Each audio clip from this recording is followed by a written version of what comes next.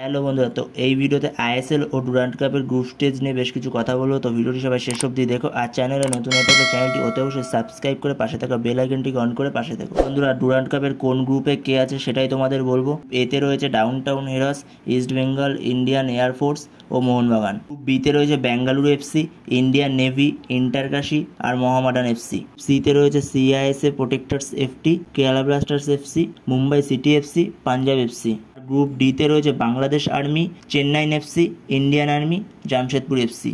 Group ইতে আছে Bodoland BSF, north east united FC আর উড়িষ্যা এফসি। গ্রুপ এফএতে রয়েছে হায়দ্রাবাদ, গোয়া, শিলং লাজুং, ত্রিভুবন আর্মি এফসি। এই হলো ডুরান্ড কাপের গ্রুপ স্টেজ। পরের আপডেটটি হলো আইএসএল এ ইকার গোয়ারচেনাকে নিয়ে। তো ইকার গোয়ারচেনা সে মুম্বাই ছেড়ে আবারও তার পুরনো ক্লাব গোয়াতে ফিরছে। তো তার গোয়ার সাথে ডিল ডান হয়ে গেছে, অফিসিয়াল হয়ে গেছে। তো এই ভিডিওতে এই ছোটো কিছু আপডেটগুলোই ছিল। তো ভিডিওটি ভালো লাগলে অবশ্যই লাইক শেয়ার সাবস্ক্রাইব করতে ভুলো না। তো নেক্সট ভিডিওতে দেখা হচ্ছে, ততক্ষণের জন্য বাই বাই।